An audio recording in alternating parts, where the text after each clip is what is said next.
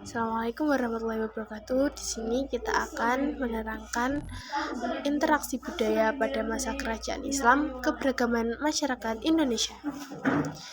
Di sini subbabnya adalah interaksi budaya pada masa kerajaan Islam.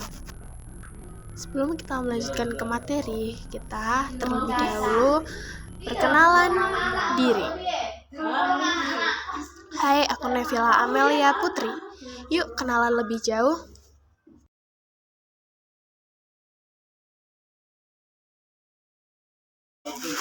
Panggil aku Amel.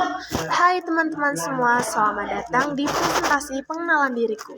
Namaku Nevila Amelia Putri, kalian boleh panggil aku Amel. Yuk kenalin lebih dekat. Aku berusia 14 tahun.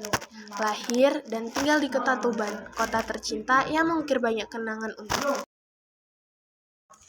Hal-hal yang saya sukai, aku suka main basket, aku juga suka berpetualang, dan aku suka warna monokrom.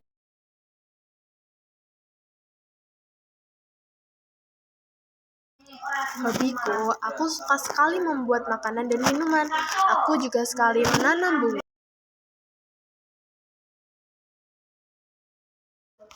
Mimpiku adalah menjadi seorang akpol yang bijaksana dan bisa menolong sesama.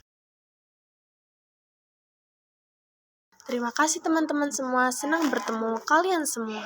Terima kasih.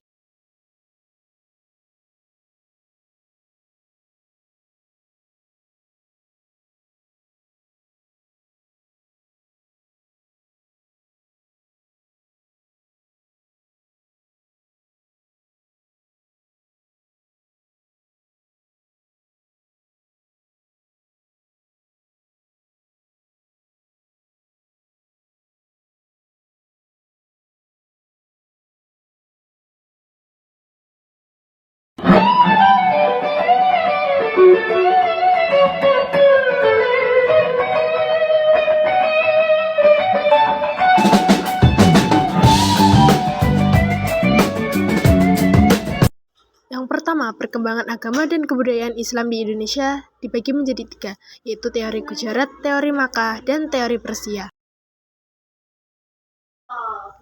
Perkembangan agama dan kebudayaan Islam di Indonesia. Teori Gujarat menyatakan Islam dibawa ke Indonesia oleh pedagang Islam Gujarat. Bukti teori ini adalah batu nisan Sultan Samudra Pasar. Teori Mekah menyatakan Islam dibawa masuk ke Indonesia abad ke-7 oleh pedagang Arab didukung oleh adanya pemukiman Islam di Baros. Teori Persia menyatakan bahwa Islam dibawa masuk ke Indonesia oleh orang-orang Persia dibuktikan oleh upacara. Proses masuk dan berkembangnya agama dan kebudayaan Islam di Nusantara berjalan dengan damai.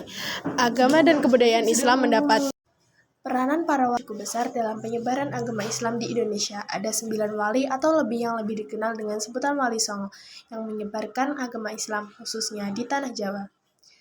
Kesembilan wali tersebut adalah Sunan Gresik, Sunan Gunung Jati, Sunan Ampel, Sunan Giri, Sunan Bonang, Sunan Kudus, Sunan Kalijaga, Sunan Muria, dan lain-lain. Selat Malaka di sepanjang pantai barat Sumatera menjadi lokasi perdagangan para pedagang muslim pada abad ke-11. Islam masuk ke Sumatera dengan jalan damai dan berkembang secara turun-menurun melalui perkawinan dengan penduduk setempat. Lama-kelamaan terbentuklah kerajaan yang bercorak. Rute perdagangan saudagar muslim yang melalui Selat Malaka dan Semenanjung Malaya hingga ke Tiongkok berdampak adanya kontak langsung dengan pantai utara Jawa. Hal ini proses Islamisasi di Jawa terjadi 127 tahun lebih awal dilihat dari angka-angka tahun.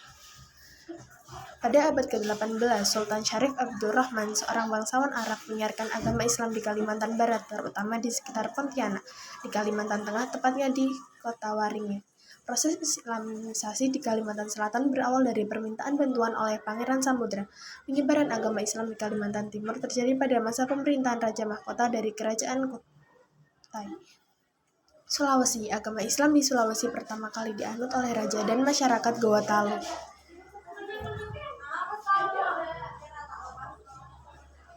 Di Maluku, terdapat beberapa pulau yang dijadikan tempat penyebaran agama Islam, yaitu Pulau Ternate, Tidore, Bacan, dan Jalilalo. Pada tahap awal masuknya Islam, banyak ditemukan aktivitas perdagangan di Indonesia. Hal ini sejalan dengan ramainya lalu lintas. Sementara itu, pada masa pencarian Kesultanan Aceh, ada petani lada. Pada masa Islam terjadi peningkatan kegiatan ekonomi. Kebudayaan Islam membawa pengaruh besar dalam sistem pendidikan masyarakat Indonesia. Hal ini dapat dilihat dari berdirinya pondok-pondok pesantren di berbagai daerah. Dalam pondok pesantren, para santri dan berbagai kalangan dan daerah belajar tentang Islam. 1. Seni bangunan. Pengaruh kebudayaan Islam dalam seni bangunan dapat dilihat dalam bentuk masjid, keraton, dan lain-lain. 2. Kebudayaan Islam banyak mempengaruhi karya sastra Indonesia. Karya sastra peninggalan masa Islam terdiri atas beberapa bentuk. 3. Selain seni bangunan dan sastra, pengaruh kebudayaan Islam juga dapat dilihat pada seni pertunjukan seperti tari saman, seni aksara tulisan Arab Melayu, dan lain-lain. 4. Masuknya kebudayaan Islam juga mengenalkan sistem penanggalan baru, yaitu tahun Hijriyah. 5. Hasil-hasil kebudayaan masa Islam menunjukkan telah terjadinya proses akulturasi dan asimilasi dengan kebudayaan lokal masyarakat. Kesultanan Samudra Pasai. Kesultanan Samudra Pasai diperkirakan berdiri antara tahun 1270 sampai 1275.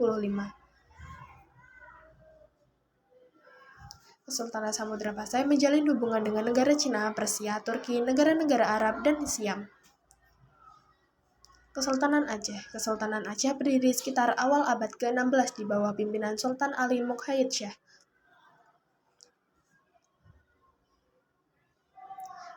Hubungan kerjasama dijalin dengan banyak bangsa, antara lain Mesir, Turki, negara-negara Arab, Cina, Jepang, Inggris, dan Prancis.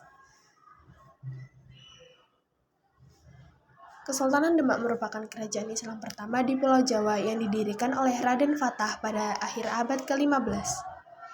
Kesultanan Banten diperkirakan berdiri antara tahun 1525 sampai 1526 setelah kota Banteng Girang direbut dari kerajaan Pajajaran. Pada masa pemerintahannya, Banten menjadi pusat politik, ekonomi, dan perdagangan, keagamaan, serta kebudayaan. Kesultanan Mataram diperkirakan berdiri sekitar tahun 1586 di selatan Jawa dan berpusat di kota gede Yogyakarta. Pada masa pemerintahannya, wilayah kesultanan bertambah luas, meliputi Jawa Tengah, Jawa Timur, dan sebagian Jawa Barat. Kesultanan Gorontalo lebih sering disebut sebagai Kesultanan Makassar, oleh karena letaknya yang strategis di Semanung Barat Daya Sulawesi. Kesultanan Ternate dan Kesultanan Tidore terletak di Kepulauan Maluku dan sebagian Papua.